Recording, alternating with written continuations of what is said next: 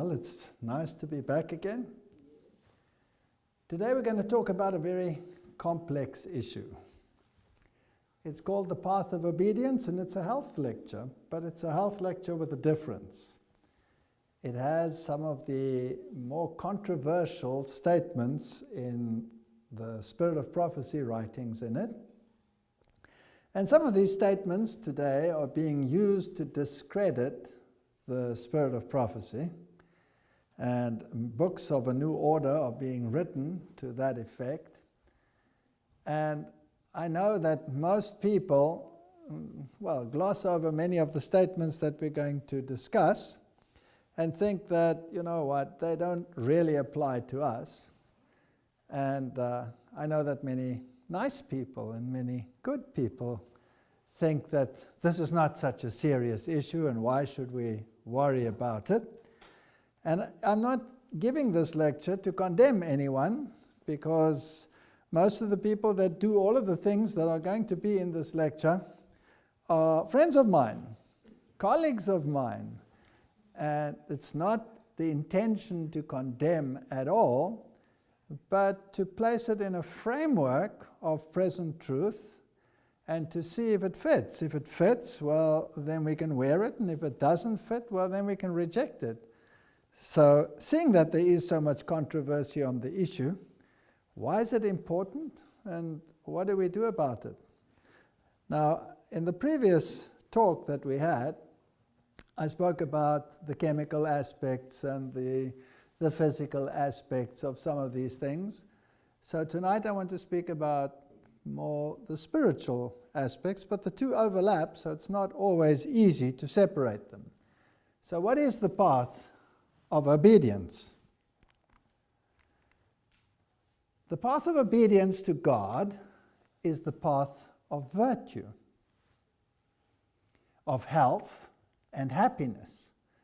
The plan of salvation, as revealed in the Holy Scriptures, open up a way whereby man may secure happiness and prolong his days upon the earth, as well as enjoy the favor of heaven and secure that future life which measures with the life of God. The assurance of God's approval will promote physical health. That's a very interesting statement. It fortifies the soul against doubt, perplexity, excessive grief, that so often sap the vital forces and induce nervous diseases of a most debilitating and distressing character. The Lord has pledged his unfailing word that his eye shall be over the righteous and his ear open to their prayer. I don't think anybody should have a problem with that, because even in the natural world out there, we know that a good spirituality improves health. So there is nothing untoward about those statements. Now, if we go to the beginning and we reason from cause to effect and from the beginning to the end, then we should be able to discern a pattern in the Scriptures, and then perhaps pick up that same pattern in the Spirit of Prophecy and then see how it affects us and what it entails. Genesis 1:29, and God said, Behold, I have given you every herb bearing seed, which is upon the face of all the earth, and every tree in which is the fruit of a tree yielding seed. To you it shall be for meat. Now that's Old English for food. When the King James uses meat, it means food. When it uses flesh, it means meat as we think of it today. And to every beast of the earth, and to every fowl of the air, and to everything that creepeth upon the earth, wherein there is life, I have given every green herb for meat, and it was so. So everything, according to this verse, in the beginning was vegetarian, total plant-based diet. There's nothing there of an animal nature in the original diet.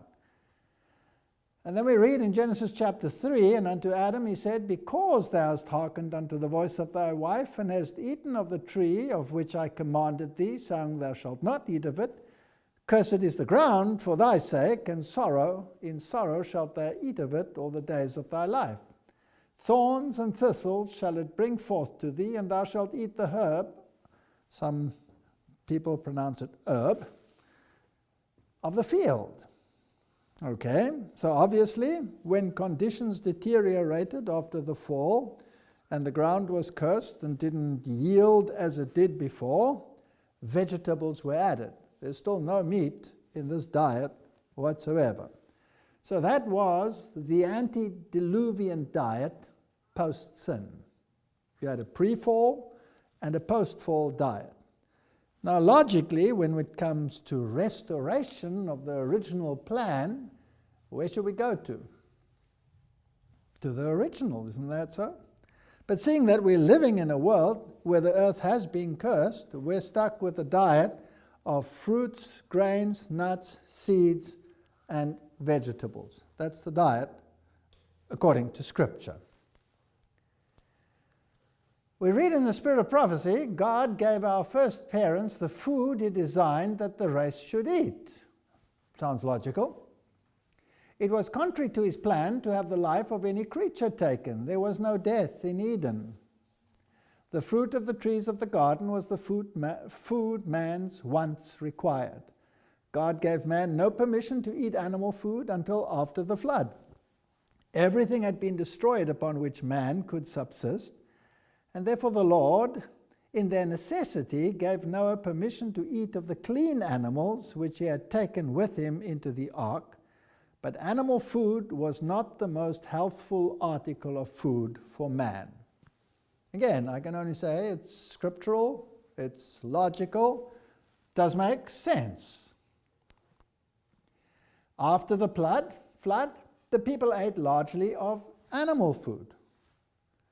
God saw that the ways of man were corrupt and that he was disposed to exalt himself proudly against his Creator and to follow the inclinations of his own heart, and he permitted that long-lived race to eat animal food to shorten their sinful lives.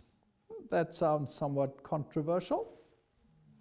Soon after the flood, the race began to rapidly decrease in size and length of years. Well, if you read Scripture, you'll see that post-flood, life expectancy suddenly halved. When you get to the time of Peleg, it halves again. By the time you get to Abraham, it's 180 years. By the time you get to Moses, it's 120 years. By the time you get to David, it's round about what we have in the best of societies today, 70 to 80. So obviously there has been a decline. Another statement, but the words of our teacher to us were, as man thinketh, so he is. The flesh of dead animals was not the original food for man. Man was permitted to eat it after the flood because all vegetation had been destroyed. But the curse pronounced upon man and the earth and every living thing had made strange and wonderful changes. Since the flood, the human race has been shortening its period of existence. Physical, mental, and moral degeneracy is rapidly increasing in these latter days. So it seems as if there is a tendency to get worse and worse. And if I just look at my own lifetime, I can concur that there is a definite tendency to get worse and worse.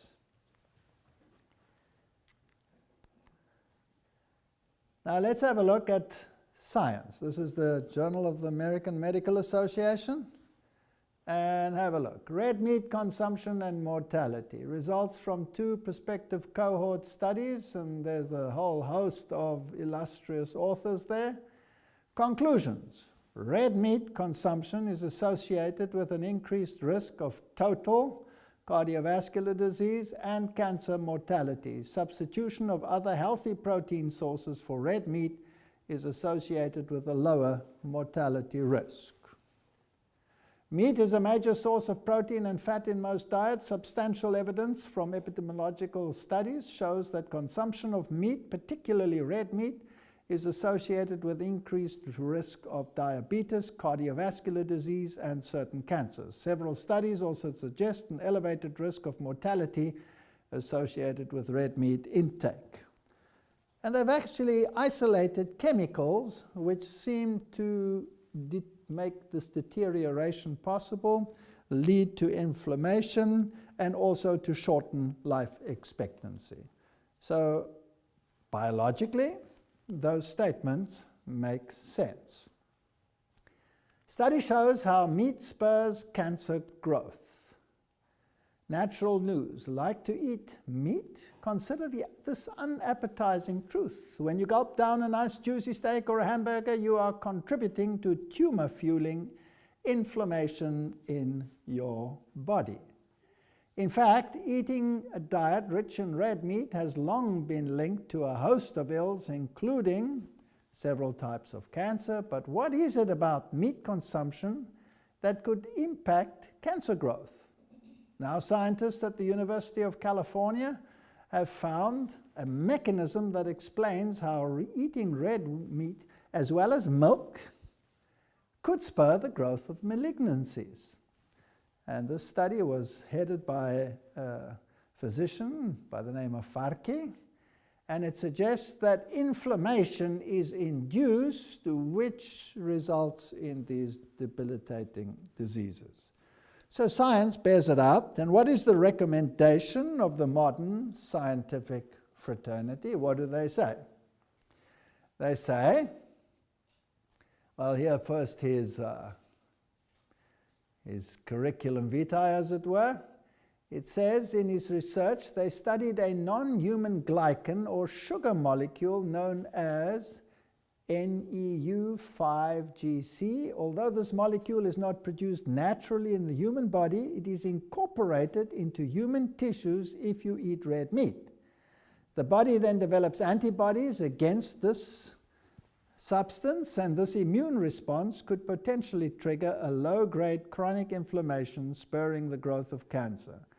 In a statement prepared for the media, they explained it has been recognized by scientists for some time that chronic inflammation can simulate cancer.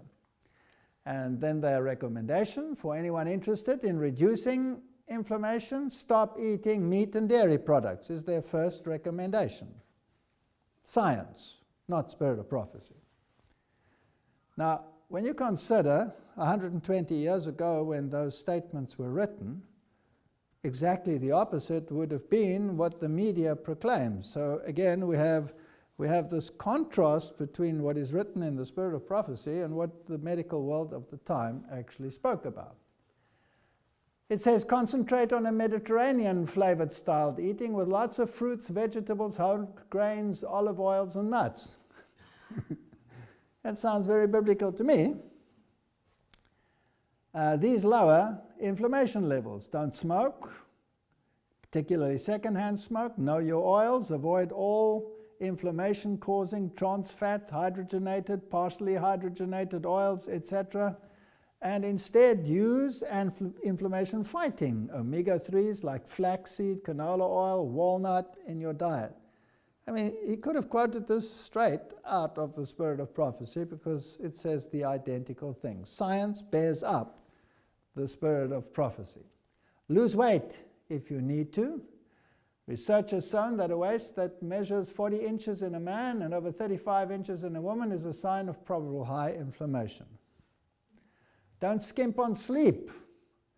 De-stress. Well, they suggest yoga or meditation or any forms of walking or exercise or any one of those. Well, let's call it spirituality. The recommendation of the modern scientific fraternity in scientific medical journals. Don't get much better than that. Here's another link. Who links? This is the World Health Organization, links processed meat consumption to cancer. Hot dogs, bacon, other processed meats raise the risk of colon, stomach, and other cancers, the World Health Organization said. So this is common knowledge. And yet, people will rebel against the statements in the spirit of prophecy, which God actually, in my opinion, means for our good. Isaiah 11 verse 6 says, the wolf shall dwell with the lamb, and the leopard shall lie down with the kid, and the calf and the young lion and the fatling together, and the little child shall lead them. And the cow and the bear shall feed their young ones, shall lie down together, and the lion shall eat straw like the ox. So the Bible predicts that in the future world we will return to the original diet. Now, is it only a question of health? Because some vegetarians don't live much longer than non-vegetarians. And some vegans don't live any longer either than some others. And there are many factors that affect your health and your longevity. But what if it has an effect on the mind? Does that make a difference then? What if it has an effect on your discernment? Would that make a difference in terms of where we stand in determining right and wrong and where we are going in the streams of time? So maybe it's not just an issue of what I eat, but also how it affects my thinking.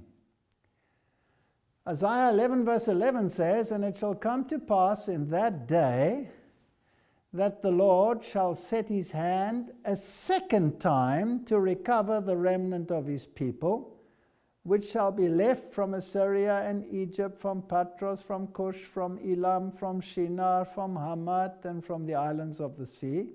And he shall set up an ensign for the nations, and shall assemble the outcasts of Israel, and gather together the dispersed of Judah from the four corners of the earth." When was the first time he gathered his people together? When he took them out of Egypt. And there will come a second time, just before the end, when God will again gather his people out of all nations. And we have to ask ourselves biblically, how did he deal with the nations or with the children of Israel when he took them out the first time? And is there to be expected a parallel when he takes them out the second time? Isn't that a logical question? Well, let's have a look at the first time. Exodus 16 verse 2, "And the whole congregation of the children of Israel murmured against Moses and Aaron in the wilderness." A very grumbly people. "And the children of Israel said unto them, Would to God we had died by the hand of the Lord in the land of Egypt, when we sat by the flesh pots, and when we did eat bread to the full, for ye have brought us forth into this wilderness to kill this whole assembly with hunger. Then said the Lord unto Moses, Behold, I will rain bread from heaven for you, and the people shall go out and gather a certain rate every day, that I may prove them whether they will walk in my law or no." So was the diet that was given to the children of Israel a test of obedience, yes or no? Yes. Obviously. Now if you did that in the first gathering, can't we expect it in the second? So why shouldn't diet be a test of obedience in the second gathering as well? "And it shall come to pass that on the 6th day they shall prepare that which they bring in, and it shall be twice as much as they gather daily. And Moses said, This shall be when the Lord shall give you in the evening flesh to eat, and in the morning bread to the full, for that the Lord heareth your murmuring, which you murmur against him. And what are we? Your murmurings are not against us, but against the Lord." Did they like the manna that they received? They didn't have a problem with the manna, but they had the problems with the absence of flesh. They wanted something else with it. And so the Lord eventually relented, and he gave it to them, and he said, "I will give it to you, and I will give it to you till it comes out of your ears, until it's loathsome to you. I've heard the murmurings of the children of Israel. Speak unto them, saying, At even you shall eat flesh, and in the morning you shall be filled with bread, and you shall know that I am the Lord your God. And the children of Israel did eat manna 40 years until they came to a land inhabited, and they did eat manna until they came into the borders of the land of Canaan." We are now on our way to anti-typical Canaan. Deuteronomy says, "He humbled thee, and he suffered thee to hunger. And he fed thee manna, which thou knewest not, neither did thy fathers know, that he might make thee know that man does not live by bread only, but by every word that proceeds out of the mouth of the Lord doth man live." Is there a connection between the spiritual and the physical here? I'm just quoting Bible now, because people, speak about the spirit of prophecy as though it is demented, when it says the very same things that the Scripture says. So let's stick to the Scripture first before we go to the other. And say unto the people, sanctify yourselves against tomorrow, and you shall eat flesh. Excuse me. Sanctify yourself, and you shall eat flesh. So is flesh now going to be good for them because they were to sanctify themselves? No, they were to sanctify themselves to resist that which was not good for them. For you have wept in the ears of the Lord, saying, who shall give us flesh to eat? For it was well with us in Egypt, therefore the Lord will give you flesh, and you shall eat. And you shall not eat 1 day, nor 2 days, nor 5 days, nor 10 days, nor 20 days, but even a whole month, until it come out of your nostrils and be loathsome unto you. So were they being sanctified because they were going to enjoy it? Obviously not. Because that you have despised the Lord, which is among you, and have wept before him, saying, why came we forth out of Egypt?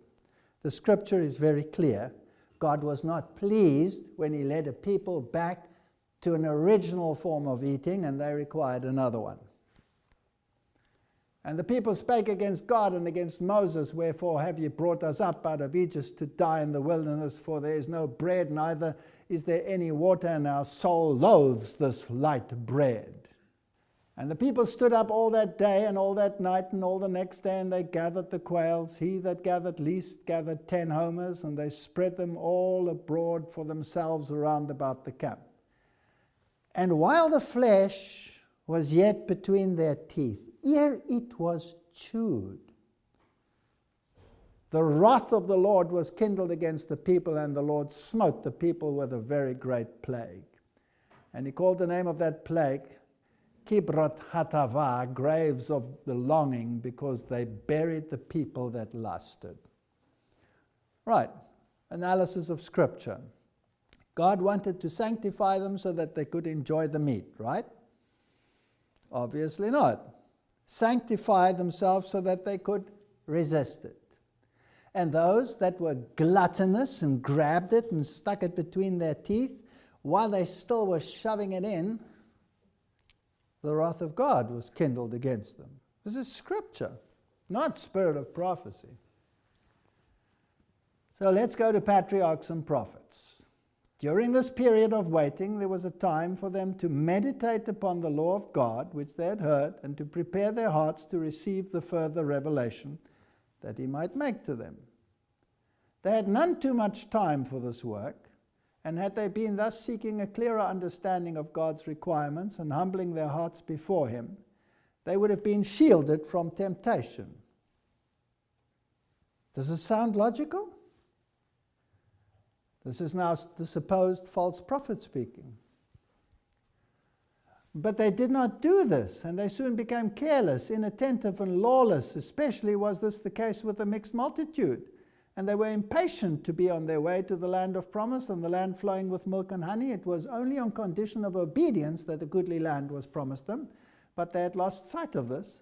There were some who suggested a return to Egypt. But whether forward to Canaan or backward to Egypt, the masses of the people were determined to wait no longer for Moses. And if we look there in the Psalms, well, firstly, let's see how much they gathered.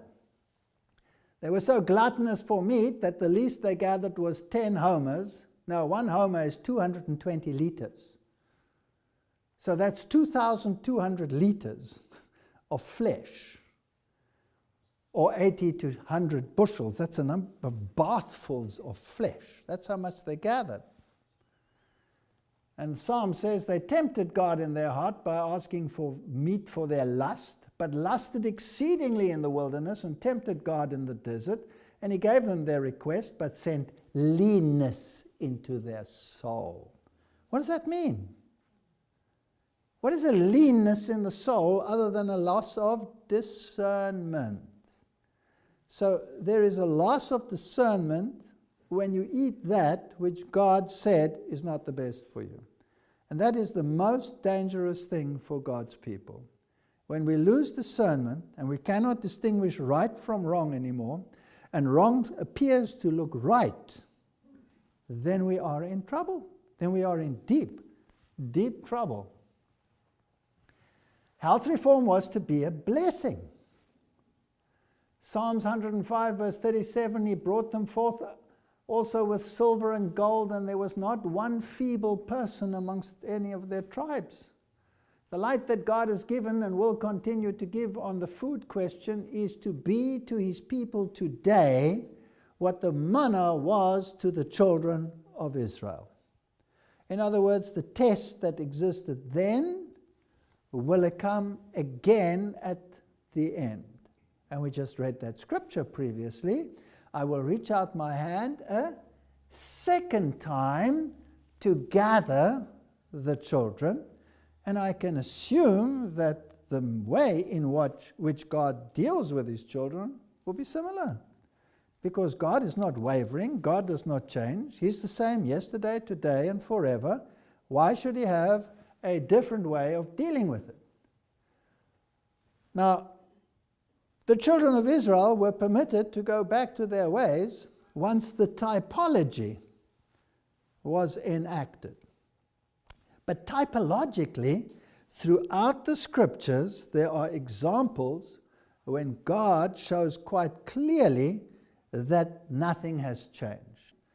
And when you look at the word Daniel, people of judgment, end-time people, what was Daniel doing? How was he living? He was an example of those that would be living in the end. So the whole nation was a type in the walk through the wilderness. Then individuals became the types, the Daniels and the John the Baptist. They became the types for the end. And in the end, you will have another gathering, and then you will have the same experience on another level that the children of Israel had. Now, the character of Daniel is presented to the world as a striking example of what God's grace can make of men fallen by nature and corrupted by sin. The record of his noble, self-denying life is an encouragement to our common humanity. From it, we may gather strength to nobly resist temptation and firmly, and in the grace of meekness, stand for right under the severest trials. Those who make the most of their opportunities, who place themselves in right relation with God, will be rewarded, even as was Daniel. We read of him that Daniel purposed in his heart that he would not defile himself with the portions of the king's meat, food, nor with the wine which he drank. Therefore he requested that the prince of the eunuchs, that he might not defile himself. Now God had brought Daniel into favor and tender love with the prince of the eunuchs, and the prince of the eunuchs said unto Daniel, I fear my lord the king, for why should he see your faces worse, liking than the children which are of your sort? What? You want to eat vegetarian food? You're going to look sickly. Do we hear the same noise today? Doesn't the whole world say that? A vegetarian is a weed. That's what they think. He looks like a carrot with a sprig of parsley in his nose. Prove thy servant, I beseech thee, 10 days, Daniel said. Let them give us pulse, that's plant food, and water to drink. Then let our countenances be looked upon thee, and the countenance of the children that eat of the portion of the king's meat. And then you look for yourself. And if we look worse, well, fine. But if we look better, then give us what we asked for. Now, we've proved this many times in our life. We've had people who have been devastated by disease, and were looking like children of Biafra sitting at our table. And 10 days later, there was a total change. 10 days can and will do it. Now some will say, yes, but Daniel was only a vegetarian when he fasted. Otherwise, he was not a vegetarian. What do we read in Youth Instructor? And now as Daniel and his fellows were brought to the test, they placed themselves fully on the side of righteousness and truth. They did not move capriciously, but intelligently. They decided that as flesh meat had not composed their diet in the past, Why would the young man say to the prince of the eunuchs, give us pulse? Was he on a diet? No, it was his lifestyle, obviously. It should not come into their diet in the future. And as wine had been prohibited to all who should engage in the service of God, they determined that they would not partake of it. Now today people say, well, the people drank wine in the old days. People have been drinking wine all the time. Were the priests allowed to drink it? And aren't the end time people regarded as priests of God? So that alone should settle the matter. So yes, he was a vegetarian. And John the Baptist? For John came neither eating nor drinking, and they say he has a devil. The Son of Man came eating and drinking, and they say, behold, a man gluttonous and a wine-bibber, a friend of publicans and sinners, but wisdom is justified of her children. Now, they say, Jesus ate fish, Jesus ate lamb, Jesus ate with the publicans, Jesus did all of these things. Are you saying that I can't do these things? Was there a prohibition even in the time of Jesus for someone not to do it? Obviously. John the Baptist came not eating and drinking. Jesus came eating and drinking. Now this sounds very strange. Did Jesus eat unclean meat? Obviously not. Why not? Because the Bible prohibited it and he wouldn't go against it. Would he drink fermented wine? No, of course not. It would inebriate his brain. Did the devil have anything on him in terms of the law? No. So Jesus was very precise, but he met the people where they were at that stage. But he said, I long to lift you to a higher plane, but I cannot tell you because you will not be able to take it. So gently, gently, gently, he introduced the truths that were necessary. And John the Baptist came not eating and drinking. All right? What did he eat? John separated himself from friends and from the luxuries of life, the simplicity of his dress. A garment woven of camel's hair was a standing rebuke to the extravagance and display of the Jewish priests. It was not a coarse, horrible garment. It was a normal one woven from camel's hair. That was quite a special garment, but it wasn't flashy with all those fancy, important robes. It was simple and it was effective. So it rebuked the extravagance. And his diet, now the Spirit of Prophecy says purely vegetable, of locusts and wild honey. How do you bring those two together? Well, it wasn't locusts, it was locusta, the locust plant, which is the carob bean, which is the same one that is referred to, that the man who ate with the swine later ate the pods and came to his senses. That's what the poor people ate. And it was frowned upon to eat this vegetarian food. But the first time the lost son came to his senses, when he couldn't afford the luxuries and he had to eat simple food, his brain cleared up. And so he ate locusta and wild honey. Well, what is wild honey? It's actually plant-based food. It's just nectar transformed. So in the end, the great subject of reform is to be agitated. And John the Baptist is a type of the Elijah message. And the Elijah message comes at the end. And so God's antitypical John the Baptists, shouldn't they have a lifestyle of not eating and drinking what the world eats? Yes or no? So it's biblical. It's not only Spirit of Prophecy.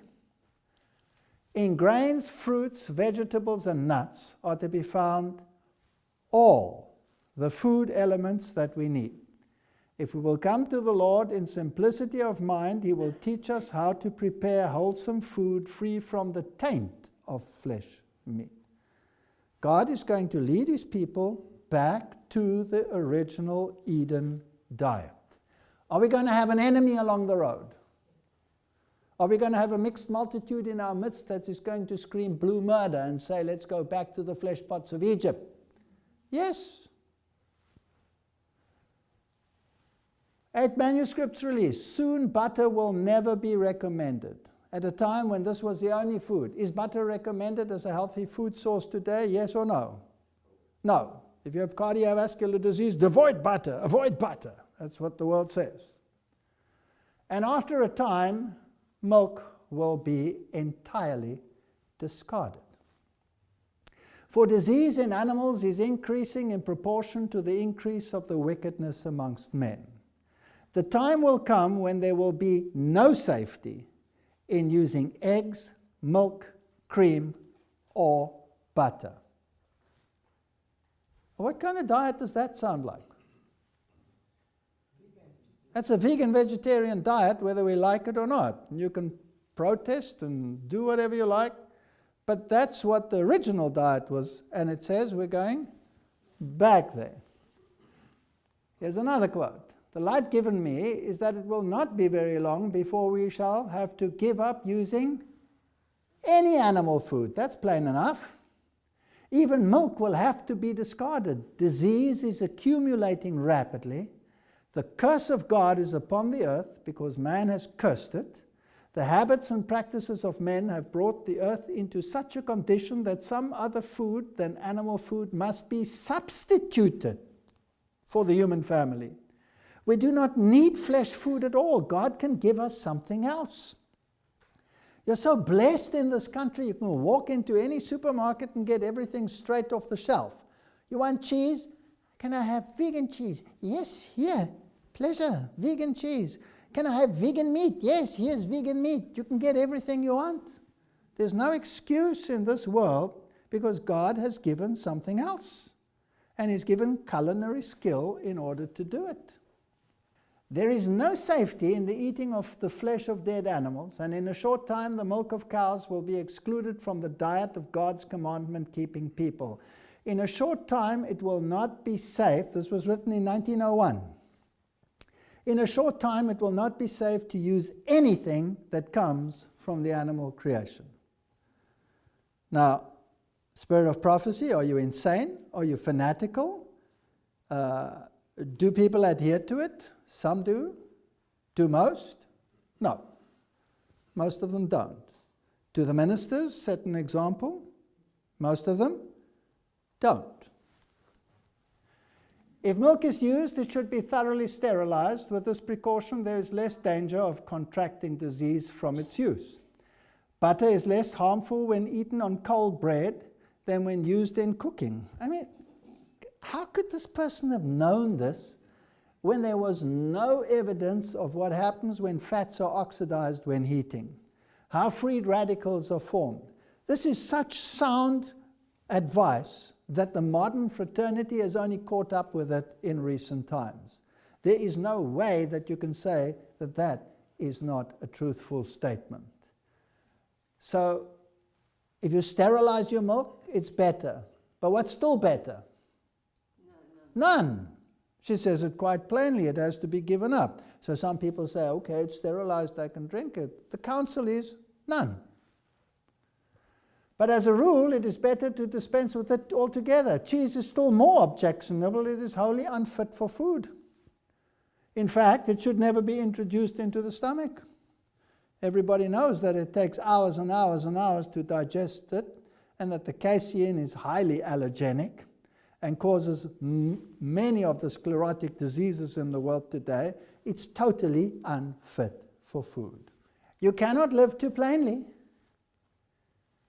When you are studying so constantly, your father and I, in other words, James White was still alive when she wrote this, have dropped milk, cream, butter, sugar, and meat entirely since we came to California. We are far clearer in mind and far better in body. We live very plainly. We cannot write unless we live simply.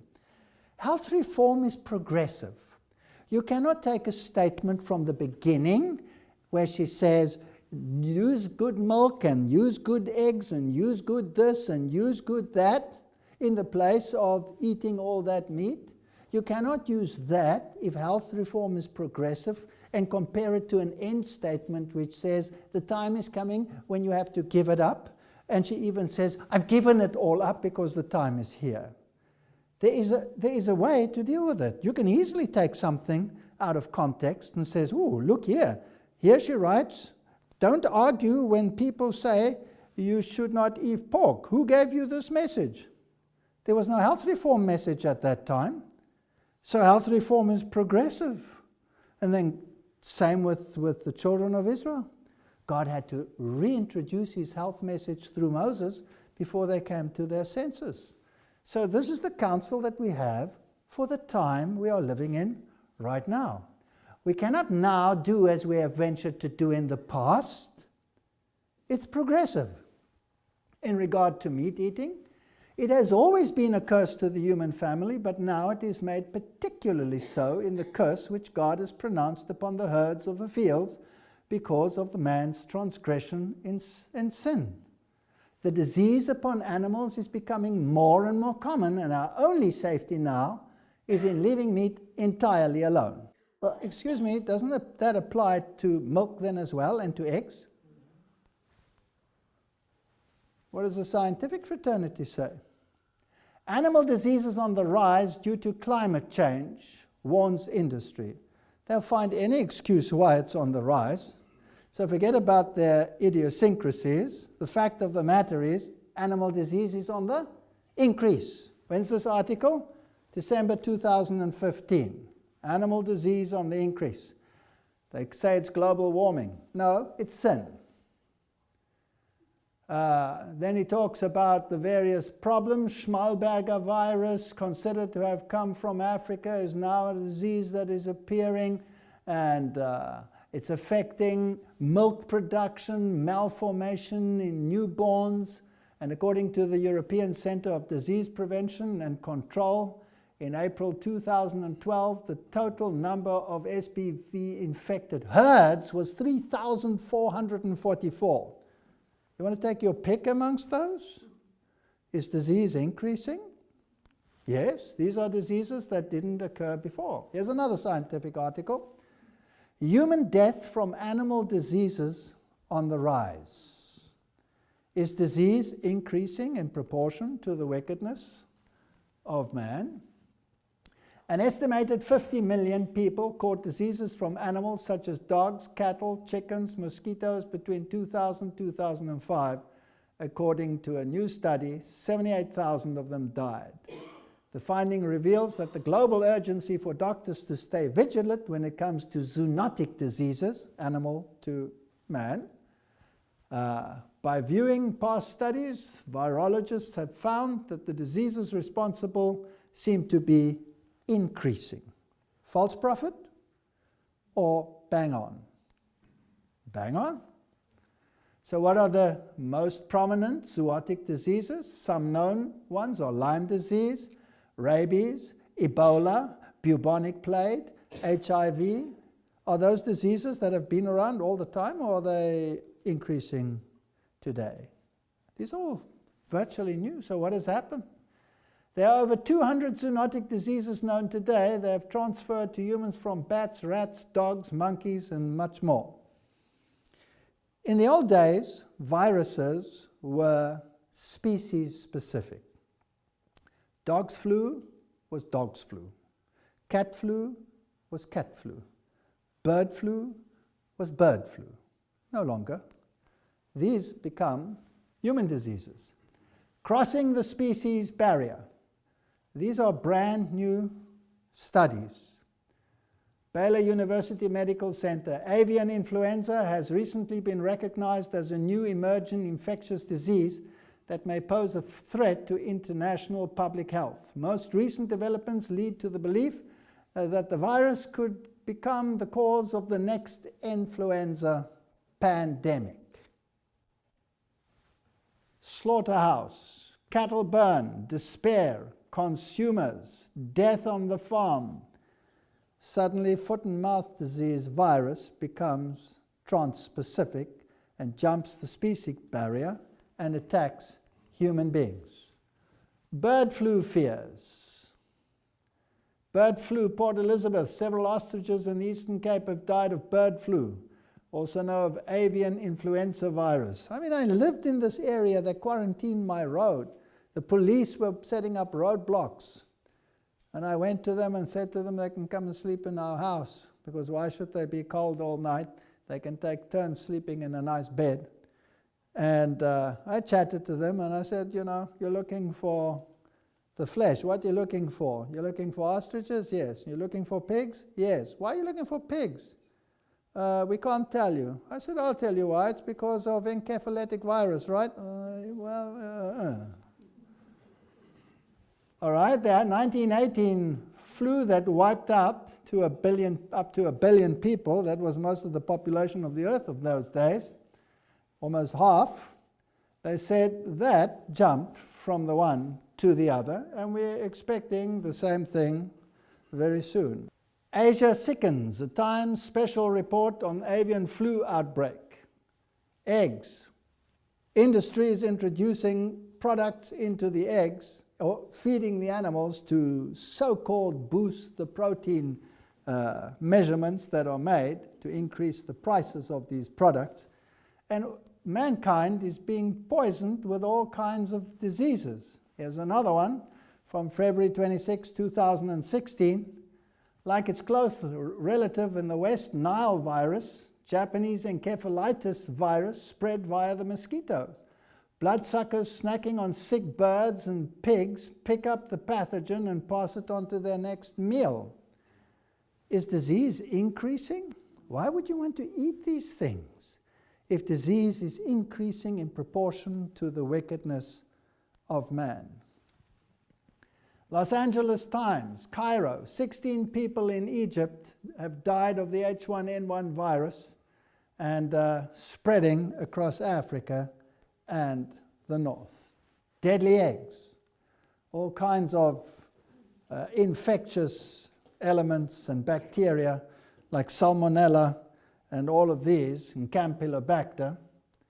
And then, of course, you have the whole problem of pollution. And as you go up the food chain, you find that there is a dreadful concentration of products until you get to the top level. So if you want to know why all the seals are dying in the world today, in their hundreds and washing up dead, it's because they're accumulating the toxins, especially TBT and others like it, in their flesh. And we have signs, contaminated fish. But even the Inuits in Canada in the north have high levels of PCB in their blood as a consequence of eating fish that is caught right up there in the north where there are no pollutants. So yes, disease is increasing. Not even to speak about BSE, which affects even young children. Flesh was never the best food, but its use is now doubly objectionable. Since disease in animals is so rapidly increasing, those who use flesh foods little know what they are eating. Often if they could see the animals when living and now the quality of the meat they eat, they would turn from it with loathing. People are continually eating flesh that is filled with tuberculosis and cancerous germs. Tuberculosis, cancer, and other fatal diseases are thus communicated. They laughed at these statements. They thought they were ridiculous. How can an old lady speak such nonsense? If milk is used, it should be thoroughly sterilized. It will be less dangerous. Cheese should not be introduced. We've read that. Soon it will never be recommended. Butter, because of the increase in disease. These are the milk-associated diseases: chronic fatigue syndrome, tension headaches, musculoskeletal pain, hyperactivity, bedwetting, allergies and congestion, asthma, early arteriosclerosis, juvenile diabetes, acne, rheumatoid arthritis, prostate cancer, hyperplasia, neuralgic diseases, Gehrig disease, multiple sclerosis, all associated with milk, all in the literature. So was she insane? Or are these just facts? The light given me is that it will not be very long before we shall have to give up using any animal food. Even milk will have to be discarded. Does it sound illogical or does it sound bang on? Now, is that the only problem? In a short time, the milk of cows will be excluded from God's commandment-keeping people. It will not be safe to use anything that comes from the animal product. We've dropped milk, etc. So, let's have a look at discernment. And this is the crux of the matter. We saw biblically that they had to sanctify themselves. And if they were gluttonous while the meat was still between their teeth, they were struck. And there was a leanness in their soul. They had lost something in their mind. So what does the spirit of prophecy have to say? Now I'm getting into hot water. Let not any of our ministers set an evil example in the eating of flesh meat. Let them and their families live up to the light of health reform. Let not our ministers animalize their own nature and the nature of their children. Children whose desires have not been restrained are tempted not only to indulge in the common habits of intemperance, but to give loose rein to their lower passions and to disregard purity and virtue. These are led on by Satan not only to corrupt their own bodies, but to whisper their evil communication to others. If parents are blinded by sin, they will often fail of discerning these things. Here's a spiritual element. This becomes fascinating. Let our ministers and canvassers step under the banner of strict temperance. Never be ashamed to say, no, thank you, I do not eat meat. I have conscientious scruples against eating the flesh of dead animals. If tea is offered, refuse it. Oops. Giving your reason for so doing, explain that it is harmful. And though stimulating for a time, the stimulus soon wears off, and a corresponding depression is felt. Did you see that? Now, we discussed that last time. Remember the hypoglycemic effects and why the depression sets in and all of those issues? And then this terrible statement. Can we possibly have confidence in ministers who at tables where flesh is served join with others in eating it? So it affects the discernment. Now, I'm not saying watch your brethren and become policemen. Please don't get me wrong. This is counsel for anyone, and you can choose to accept it or you can choose to reject it. It's not being judgmental. It's showing the facts upon which everyone can then base their decision. The interests of the cause of God are not to be committed to men who have no connection with heaven. Those who are disloyal to God cannot be safe counselors. They have not that wisdom which comes from above. They are not to be trusted to pass judgment in matters connected with God's cause, matters upon which such great results depend. If we follow their judgment, we shall surely be brought into very difficult places and shall retard the work of God. When you start eating like the world, you start thinking like the world. You start discerning like the world. You cannot discern the difference between right and wrong any longer, and you run into trouble. Some ministers have little interest in health reform because it opposes their self-indulgence. Why do some of our ministering brethren manifest so little interest in health reform? It is because instruction on temperance in all things is opposed to their practice of self-indulgence. In some places, this has been the great stumbling block in the way of our bringing the people to investigate and practice and teach health reform. No man, this is very serious, should be set apart as a teacher of the people while his own teaching or example contradicts the testimony God has given his servants to bear in regard to diet, for this will bring confusion. His disregard of health reform unfits him to stand as the Lord's messenger. That's tough. In my own country, I know only of a handful of ministers who don't eat meat. Can we wonder why we have such confusion in our ranks, with every wind of doctrine blowing and everybody accusing everyone else, and the fisticuffs are becoming more and more and more, because as you get entrenched into your way of thinking, you cannot even imagine that the other one might be different because of another perspective which you don't even realize. What then? They visited with their brethren at the table, revealed their principles by eating meat and drinking tea and coffee. And they would make some remark in regard to their not being so straight-laced as some of their brethren and sisters. These men were not making that progress in divine things that should make them safe teachers. So if you want to determine what's right and wrong, it doesn't mean that you go to every vegetarian and say he must have sense, because the New Age world also eats like this.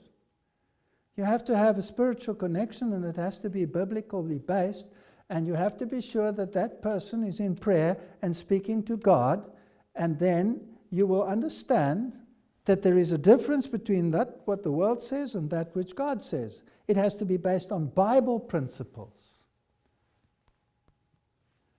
Butter, cheese, flesh meats of dead animals. Now the list gets worse. Oops.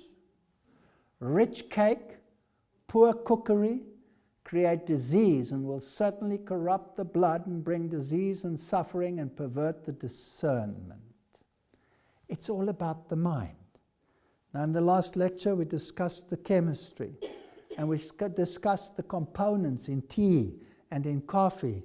We looked at caffeine, we looked at theobromine, we looked at theophylline, we looked at the chemical composition, and we said what it does in the biochemistry. I'm not going to go into the biochemistry tonight. I'm going to look at it from a totally different aspect. Your discernment will be affected. I beseech our people to consider that health reform is essential, and that which we place in our stomachs should be the simple nourishment of good, plainly prepared bread, fruit, and grains. What does the world say? Don't eat bread, it's full of gluten. Don't eat it. There's a lot of religion in a good bread. But what do we eat? We eat refined bread. Okay, we'll eat bread. We'll buy it off the shelf, all refined. Hypoglycemic, no discernment whatsoever.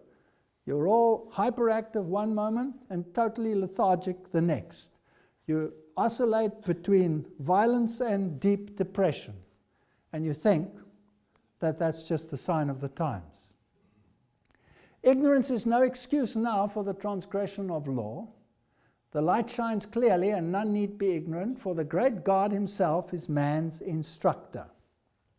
All are bound by the most sacred obligations to heed the sound philosophy and genuine experience which God is now giving them in reference to health reform. He designs that the subject shall be agitated. You're being judgmental. Why are you doing this? Why are you constantly preaching about this kind of thing? Can't you be quiet? It's got nothing to do with you. The subject must be agitated. I have no right to go and attack someone for what is on his plate, but I certainly have the right to explain to him why it is bad, and if he tells me to get lost, fine, I've done my job. I don't have to go to him every day and say, it's bad, it's bad, it's bad, it's bad. But if I want to have discernment, and I'm dealing with ministry, well, then it becomes a serious issue, and it's a different matter entirely. All are bound by the most sacred obligation to heed the sound philosophy and genuine experience which God is now giving them in reference to health reform. He designs that the subject shall be agitated, and the public mind deeply stirred to investigate it. For this is thunderous. It is impossible for men and women, while under the power of sinful, health-destroying, brain-enervating habits, to appreciate sacred truth. This is deadly. You cannot distinguish truth when you don't have a right mind as a consequence of what you are eating. And therefore, truth seems foolishness to you. So when Jesus healed somebody, didn't he heal the physical as well as the mental? Always they go hand in hand. Now this statement has been used by modern writers to discredit the spirit of prophecy. And it's written in the modern books that are appearing or have just appeared in the press as to why this is a false prophet. You place upon your tables butter. Look at the list, it's fascinating. You place upon your tables butter, eggs, and meat. And your children partake of them. They are fed of the very things that will excite their animal passions, and then you come to the meeting and ask God to bless and save your children. How high do you think your prayers go? You have a work to do first. Oops. And they will say, well, with such a fanatical statement, this must be a false prophet. Did God not say, sanctify yourselves, for tomorrow I will? And didn't the plague strike those who shoved it into their mouths before it was even chewed? So what is so wrong with this statement? Or have the people who are writing these things against the spirit of prophecy lost their discernment? For whatever reason, I cannot judge. Maybe they drink coffee and they have these spikes in their mind which determine their discernment. Maybe they do other things. Maybe they consume theobromine in great quantities, chocolates and all of these things. I don't know. But the fact of the matter is there's nothing unbiblical about that statement. And then this thunderous statement. At this stage of the earth's history, meat eating is dishonoring to God. And I think that should make everyone sit upright. If meat eating was dishonoring to God in the time of the Exodus, then isn't it dishonoring to God in the antitypical Exodus and our way to Canaan? Surely it must be. Is it the prophet that is wrong, or is it the mind that is wrong? Now let's have a look at some of these statements. And I know that they sound harsh. And people say, is this insanity? Tobacco, a subtle poison. Tobacco using is a habit which frequently affects the nervous system. We're talking about the mind. Because, brothers and sisters, this is a battle for the mind. In a most powerful manner, even more powerful than the use of alcohol. It binds the victim in stronger bands of slavery than does the intoxicating cup. The habit is more difficult to overcome. Body and mind are in many cases more thoroughly intoxicated with the use of tobacco than with spiritual liquors, for it is more subtle poison. This in a time when the scientific fraternity was proclaiming the wonder drug of cigarettes, the cure of all lung diseases, and the medical world was prescribing it. But it gets worse. This is a moral statement. Future generations would be ennobled or debased by their course of action. They would have taken their stand that they could not unite their life interest with men who were cherishing unnatural appetites for alcoholic drinks, tobacco, which is a slow but sure and deadly poison, weakening the nervous system, debasing the noble faculties of the mind.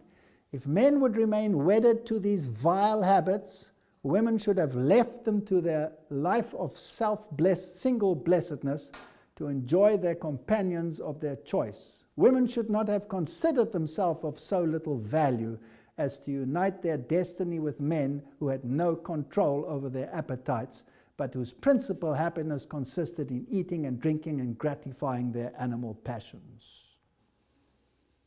In those days, women didn't smoke. Today, the women smoke and the men try to give up. Has the world gone insane? Women and children suffer from having to breathe the atmosphere that has been polluted by the pipe, the cigar, or the foul breath of the tobacco user. Those who live in this atmosphere are always ailing. As I've seen men who claim to enjoy the blessing of entire satisfaction, while they were slaves to tobacco, spitting and defiling everything around them, I have thought, how would heaven appear with tobacco users in it?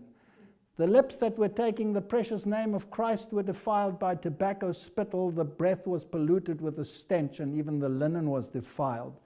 The soul that loved this uncleanness and enjoyed this poisonous atmosphere must also be defiled. The sign was hung upon the outside, testifying of what was within. Do you think this is a very popular prophetic statement? Or would the world regard it as insane? Right, we've looked at some of the things. We'd look at meat. Is the meat industry one of the largest industries in the world? Yes. We've looked at tea in the previous lectures. We've looked at coffee. We looked at alcohol only fleetingly. We've now looked at the statements on tobacco and discernment. Do you think that the enemy of God would want to introduce exactly these things into the world? So where do we find the root of these evils, and where do they come from? Now, we are often accused of being straight, singular extremists because we believe that we shouldn't smoke, we shouldn't drink, and we should cut out all of these things. And we believe the Protestant principles that the Protestant world believed, namely that the teachings of Rome were the teachings of the Antichrist. All Protestants believed that. And here is a message for the last day people saying, separate yourself from the world and do these things. That's what the Spirit of Prophecy says. Will we find a similar message with the Antichrist, or will we find the opposite message with the Antichrist? What is your discernment on this matter? If the Protestants were right, then we should find the opposite on the other side. Let's determine whether it is so. Here is the Catholic World Report. This is a Roman Catholic publication. A history of Catholicism and tobacco. And I quote, Ex fumo dare lecem. At the time, just after the Spanish explorers were introduced to tobacco by way of Columbus's voyages, smoking or snuffing it, as the New World natives did, carried it with something of an air of deviltry, because natives saw in it connection to invisible spirits. Tobacco was used to create a contact with the spirit world by the pagans. It was used for spiritism. It was a tool in the hands of the devil. What did Rome do with it then? To some of the most earnest missionary clergy, the wreaths of its smoke and its action upon the spirits of those who imbibed it were a kind of sacramental parody of the church's sacraments, established in the New World beforehand by the devil in order to hinder its evangelization. So even Rome admits that this weed was from the devil. What did they do with it? Pope Benedict. Although Benedict VIII, a snuff taker himself, reinforced the necessity to keep tobacco away from the altar and the tabernacle, in 1725 he evoked the penalty of excommunication for smoking in St. Peter's, because he recognized that churchgoers were frequently slipping out of Mass for a while to catch a smoke or a snuff. This is a Roman Catholic publication from their own pen. And he had decided it better for them to stay inside and not disrupt or disturb the liturgy or miss part of it. The Pope's nose. Benedict the 14th was also a snuff taker. He said to have once offered his snuff box to the head of some religious order, who declined to take a pinch of snuff, saying, "Your Holiness, I do not have that vice." To which the Pope replied, "It is not a vice. If it were a vice, you would have it." So it was no longer a vice because the Pope was using it. Pope Pius IX was an inveterate snuff taker and was so effusive and constant in it that he often had to change his long white soutane a few times a day. Did the Spirit of Prophecy say that even the linen was fouled by it? Yes. It was white after all, and the snuff dust would settle on it. He offered snuff and snuff boxes to visitors, and the church had established a monopoly on the tobacco trade in the Papal States. And in 1863, isn't it fascinating, just in time for the 1844 period, when God gives a message to his people, stay away from these things, the Church of Rome says, go for it, and we'll control the industry. During his pontificate, consolidated its tobacco processing operations under the pontifical director of salt and tobacco in a newly erected building in the Piazza Mastai in Rome. So the one introduces it, having known that they call it the devil's weed, and the other one warns against it. Choose you which one is the false prophet. Jesuit snuff. Jesuit snuff? In the 16th and 17th centuries, the Jesuits developed their large tobacco plantations in the Central and South America and held financial interests in retaining revenues from them. The Dominicans, the Franciscans, the Augustinians had similar arrangements in Central America. During this time, the Jesuits, fond of their snuff, were accused by their Protestant and secular opponents, without any evidence, that they were trying to poison the Protestants with this material. Anyway, finally, snuff was captured from Spanish ships, and by 1702 by English Admiral Thomas Hobson, and found their way into the British market. These vices have been prepared to becloud the discernment of the end-time people on this planet. One warns, the other one introduces. At the same time, Jesuit missionaries introduced the snuff they loved to China's capital during the Manchu dynasty about 1715. For some time, Chinese converts to Catholicism were called snuff takers by their countrymen and handled the manufacture and selling of snuff in Beijing. Many Tibetan Buddhist monks are still quite fond of the snuff. Okay. And here we see the Pope smoking as he speaks with these bloc leaders who are atheists, and the cardinals enjoying a smoke and making it popular and spreading this weed across the world. Now, how do you make something like this popular? By introducing it into Jesuit theater, which is Hollywood, and all the movies. And if you remember the movies, was there ever a movie star that did not smoke to bring this weed to the forefront? What about the modern alcohol industry? Where does that come from? Isn't it from the Catholic Church? Wasn't it the friars that brewed the first beers? Wasn't it the friars that distilled the spirits that we have today and founded the great liquor industries of the day? So who's responsible for spreading these mind-debilitating drugs which have caused so much death and horror in the world? Rome. Rome is responsible. Here you can see the pictures. Monk testing wine, monk brewing beer.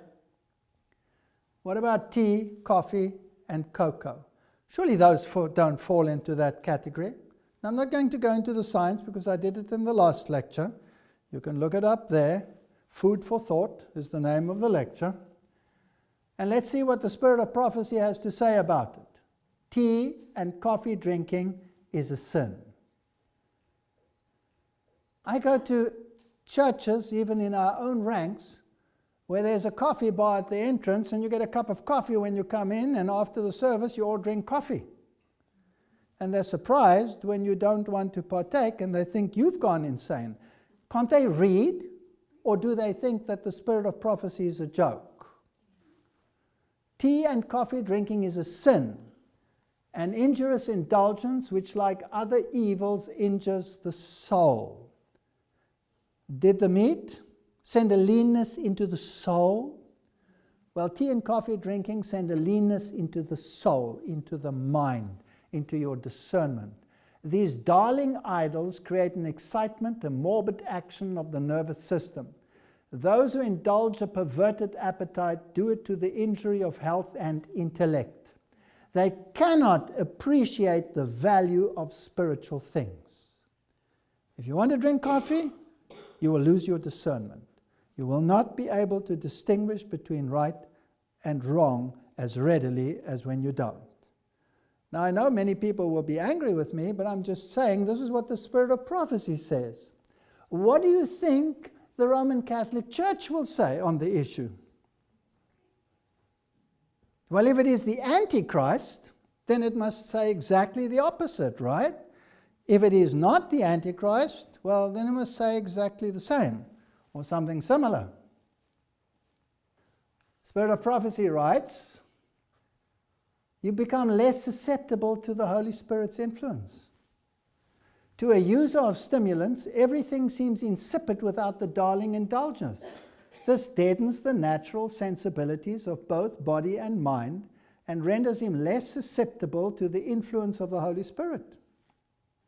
In the absence of usual stimulants, he has a hungering of body and soul, not for righteousness, not for holiness, not for God's presence, but for his cherished idol.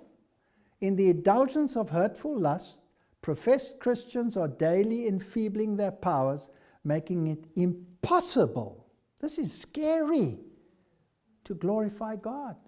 They cannot reflect God's character. And when they say they see nothing wrong with it, it is because they are so blunted that they cannot discern the difference between right and wrong. Now, who introduced the coffee bean into the world? Well, let's find out from history. Blessed bean, how the Pope baptized coffee. I love coffee, and there are a few things I enjoy more than a rich cup of blessed brew. But my affection for this drink goes beyond preference and borders on necessity. For when the alarm goes off and I pry myself out of bed each morning, coffee is the only thing that can restore my humanity and keep me from drifting gently back into sleep in my chair, writes the author of thecatholicgentleman.net, talking about Catholicism and the history of Catholicism. But did you know that the popularity of coffee in the West is largely due to Pope Clement VIII and the year 1536 to 1605? Isn't that marvelous? Just in time, coffee arrives to destroy discernment on the points of the Reformation. The timing is always excellent. When coffee was first brought to the Christian Europe, it was greeted with a great deal of suspicion, since it was the drink of the Muslim infidels with whom Christians had been at war for centuries. Some even went so far as to call this exotic beverage Satan's drink. This is from the Catholic webpage. Inevitably, coffee made its way to the Vatican, where it was introduced to Pope Clement VIII. While many of his advisors clamored for the Pope to ban the controversial drink, he refused to do so before trying it himself. The Pope was brought a steaming mug of Java and took a sip. He was immediately delighted, and according to legend, he declared, "The devil's drink is delicious. We should cheat the devil by baptizing it." So they know it's from the devil, but they baptize it. And the rest is history. Due to the papal blessing, coffee quickly spread throughout Europe and eventually the world, where it remains a perennially popular drink. Choose ye this day the unpopular spirit of prophecy or the words of the Antichrist, according to Reformation theology. Choose you this day. If you want to be with the one, fine. If you want to be with the other, fine. The whole world wandered after the beast, received the mindset of the beast. Why? Because it eats and drinks like the beast and cannot discern any other way. Coffee was introduced from Ethiopia to the Arab world in the mid-14th century. Now let's see how it infiltrated the West. In 1650, it was introduced into Vienna, France 1660, London 1630, Germany 1675, the USA 1696. Who introduced it? Who were the first to introduce it? The Pope blessed it, but who introduced it? Many aspects of coffee can be seen in the modern day lifestyle. By absolute volume, the United States is the greatest consumer. We don't have to read it all, how it came in through the various nations, etc., and then became a coffee society. So the papacy introduced coffee to the Western world just in time to destroy the minds of the people of the Reformation period. Now what about tea? Surely the Jesuits don't have anything to do with tea. Oh, come on. Can't be so, or is it? History of black tea in China. This is an article on tea. Check it out. China is the birthplace of black tea, which is the one we spoke about and what it contains, which in China is called perhaps more appropriately Hongcha, red tea, after its red-colored tea is usually produced. Its history in China can be traced back to the late Ming Dynasty around 1590, when the first black tea was produced. History of black tea development in England. This is the country that drinks the most tea. By the way, which country spearheaded the Reformation and the spread of Reformation theologies throughout the world? Great Britain. The Germans thought it out, the Britons disseminated it. History of black tea development in England. The British are renowned worldwide for their passion about tea. In 1662, when Princess Catherine from Portuguese married King Charles, she brought several crates of Chinese black tea as a dowry. That introduced black tea to the British palace, and since that time it has been an indispensable part of the life of the British royalty. Supposedly, and quite likely, the first thing the British Queen does every day is drink a cup of black tea. So tea was introduced from Portugal. I wonder who first brought the tea to Europe. Though traders must have long carried tales of tea and even tea samples from China and Japan to Europe, a Portuguese Jesuit missionary, Jasper de Cruz, was the first person to document his experience of making and drinking the stuff. That was in 1560, but it was a Dutch who introduced the beverage commercially to Europe. The Dutch only introduced green tea, not black tea. The Jesuits introduced black tea.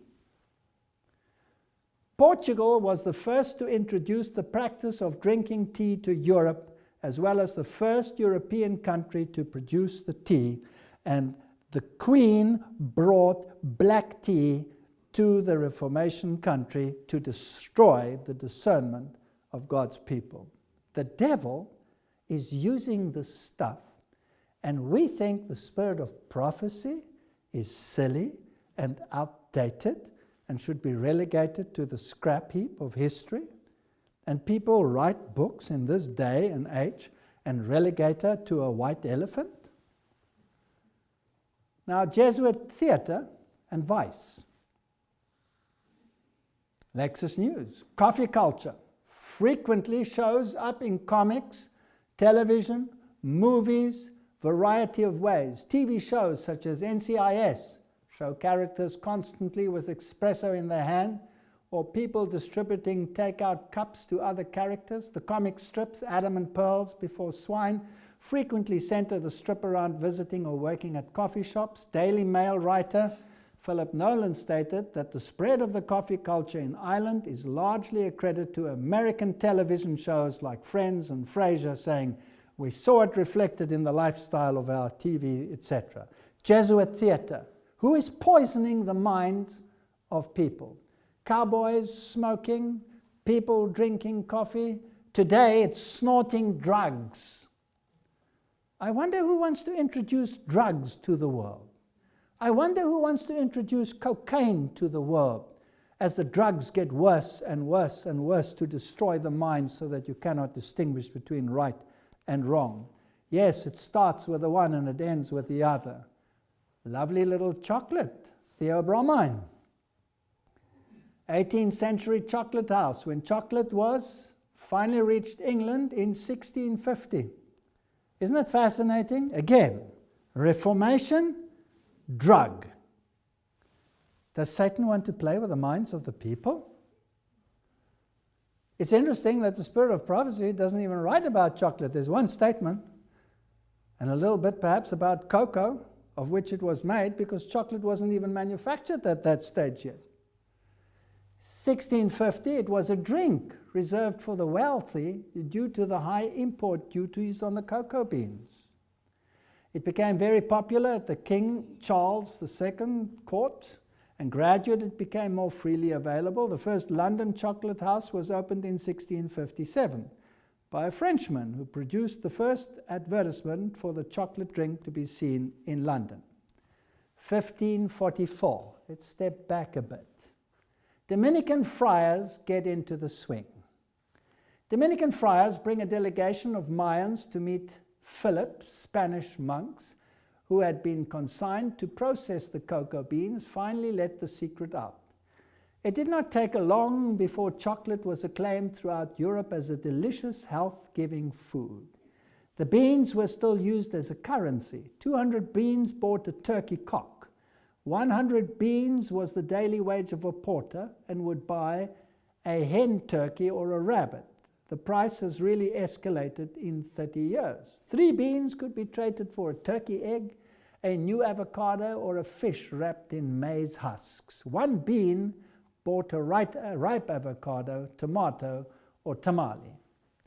1569, the Roman Church takes a serious look at chocolate.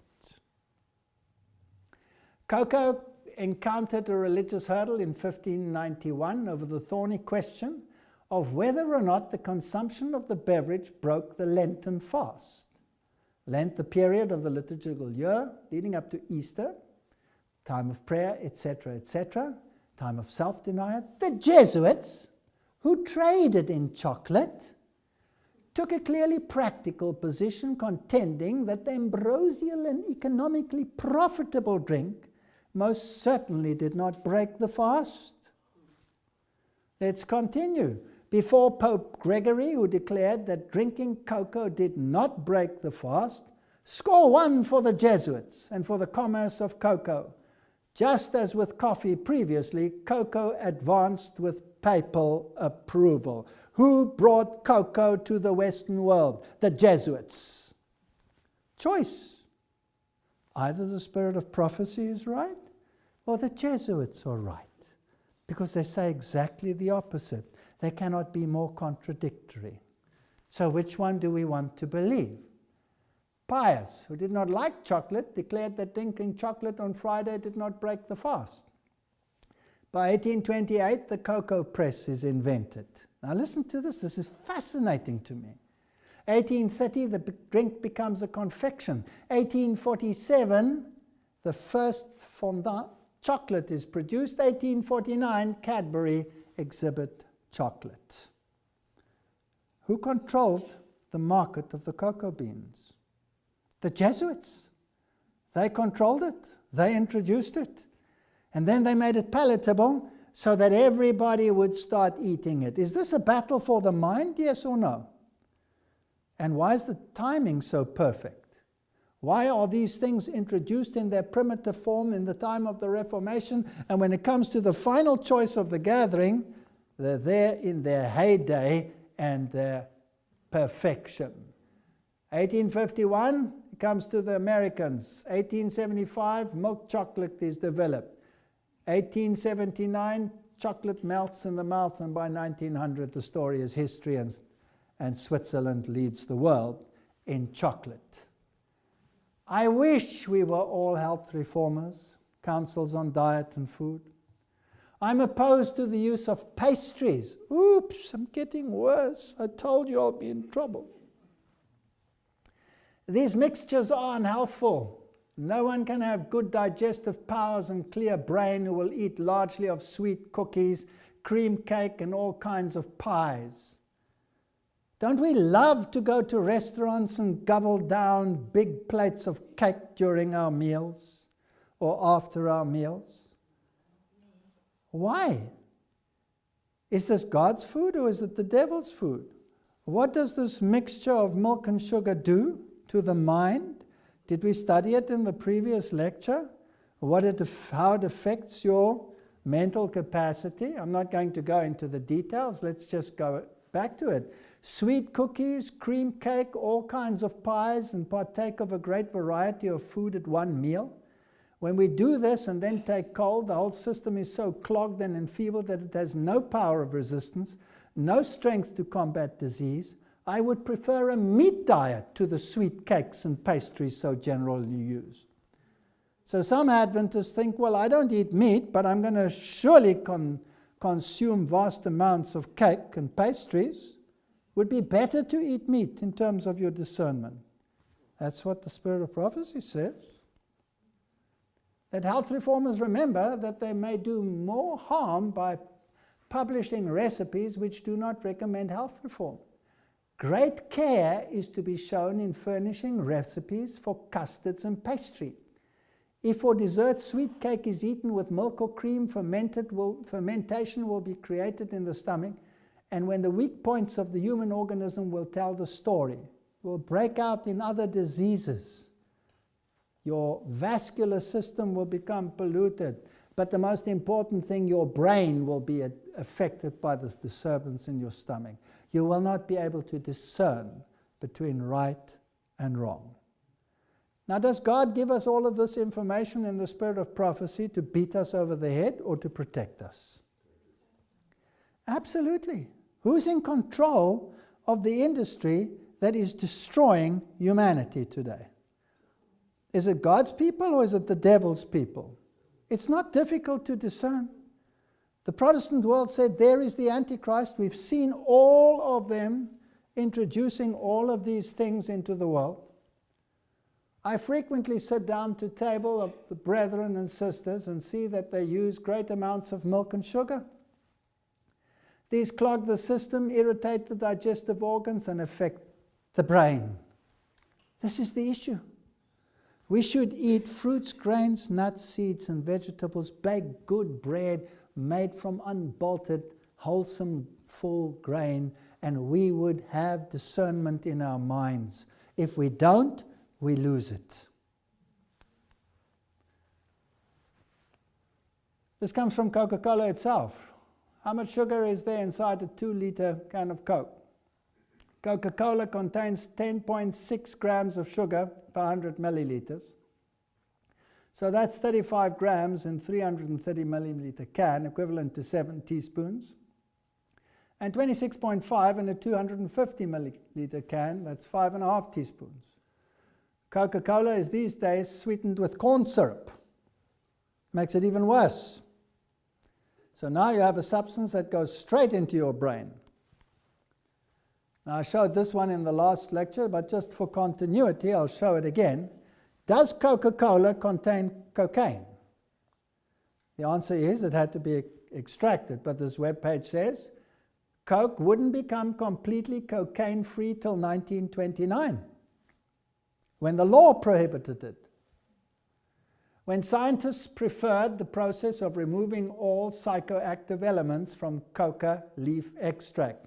Now I wonder who controls the coca leaf extract and the cocoa leaf industry. Will it be the spirit of prophecy or will it be the Jesuits? While the modern day recipe for Coca-Cola is a highly prized company secret, there is reason to believe that the beverage still contains some non-narcotic cocoa leaf extract that it did in 1929. When they take the sugar out, they used to replace it with saccharin.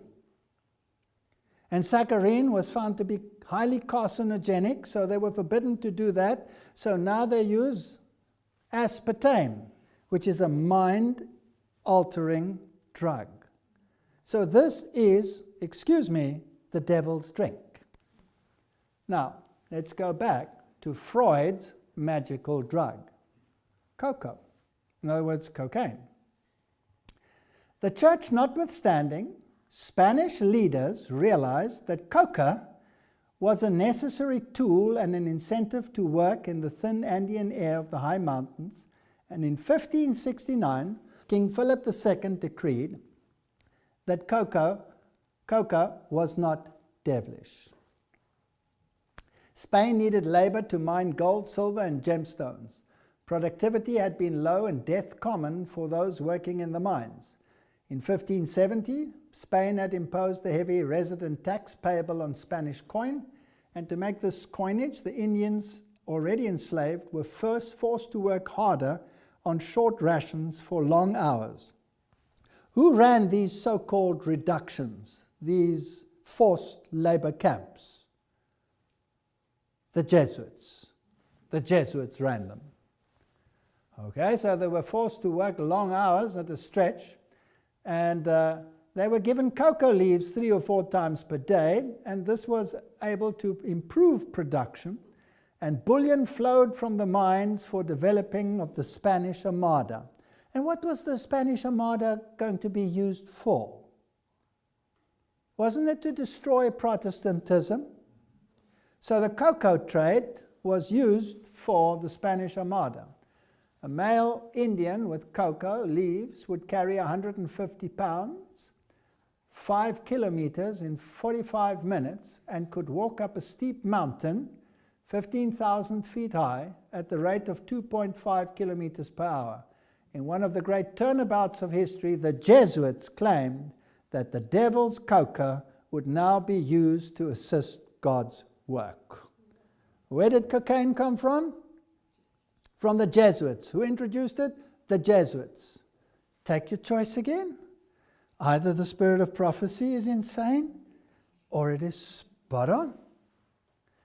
Unfortunately, 90% of the mine workers never lived out their 5 months tenure because they all died. Satan doesn't care if he destroys a mine. Now let's have a look at the companies that control the modern industries to pervert our food, to produce poisonous chemicals into the world, and to destroy the minds and the lives of God's people today. Here's a web page which speaks about the complete history of Monsanto, the world's most evil corporation. Interesting. This is the founder. He looks incredibly congenial. 1901, the company is founded by John Francis Queener, a member of the Knights of Malta. The Knights of Malta are controlled by whom? By the Jesuits. This is a Jesuit company, in other words, founded by Jesuit-controlled individuals. And what is the first thing they introduce? They produce saccharin and they give it to Coca-Cola. Are these companies in cahoots, yes or no? Yes, they're in cahoots. Even then, the government knew saccharin was poisonous and sued to stop its manufacture, but lost in court, thus opening to the Monsanto Pandora's box to begin poisoning the world through the soft drink. Since then, it has introduced PCBs, which is killing thousands of people. Since then, it has produced many other chemicals. In 1920, Monsanto expands into the industrial chemicals and drugs, becoming the world's largest maker of aspirin. This also at the time when things began to go horribly wrong for the planet in a hurry. So they produced PCBs, and they were used as lubricants, etc., and caused fetal death and immature birth in the States. By 1930, they created the first hybrid corn and expand into detergents, soap, industrial cleaning. By 1940, they began research on uranium to be used for the Manhattan Project and the first atomic bomb. These people want to destroy mankind, not uplift mankind. If you want to study the health industry, you will find the fingerprint of God on the one hand, and you will find the fingerprint of the devil on the other hand. And it is up to mankind to choose whether they want to follow the one or the other. By 1950, they become closely associated with Walt Disney Company. And if you look at the subliminals in the movies, then the rest is basically history. And they erect the House of Future there, and etc., etc. We don't have to go into the details. And if we want to finalize the story, here is a new publication that has come out. There is the web page. Guns, Drugs, and Sex. The Jesuits' worldwide network that generates $1 trillion a year. What does it say about it? The following excerpt is from Sean McLaren's upcoming book, Romanic Depression, How the Deadliest of the Black Pope and Jesuit Militia Distort the History of the United States of America. And it was published this year. The three biggest illegal moneymakers on the planet, guns and ammo, drugs, and the human trafficking. Gun running, drugs, and sex trafficking exist wherever the Jesuits already have or wish to have political and or social discord. They are as organized as any transnational corporation, with Jesuit priests at the highest level of management and are dressed down to look streetwise and cool. They have their own brand of underground advertising, marketing, and PR, some of which is directed by experts in those areas. So while it is advertised as illegal across the globe, it behaves as a legitimate business. This is what the media says. Who is out to control your mind? Whether it be with coffee, tea, cocoa products, drugs, or any one of these other terrible isms, or manipulating the food chain. Secure for yourselves land where you can grow your own vegetables. Because these things are all being manipulated, but you'll still be better off eating plants than you will be eating animal products. God requires of His people continual advancement. We need to learn that indulged appetite is the greatest hindrance to mental improvement and soul sanctification. With all our profession of health reform, many of us eat improperly. Indulgence of appetite is the greatest cause of physical and mental debility and lies largely at the foundation of feebleness and premature death. Let the individual who is seeking to possess purity of spirit bear in mind that in Christ there is power to control the appetite. I would like to make an appeal to people not to disregard the spirit of prophecy and not to be drawn into this debate as to its validity or non-validity in this time in which we are living, when these people who have no discernment whatsoever use statements that I have used tonight to prove its invalidity. When you can see clearly by contrast between what the Antichrist is doing and what God's people should be doing, that I'd rather be on the Lord's side. And therefore, whether you eat or drink or whatever you do, do all to the glory of God. Amen.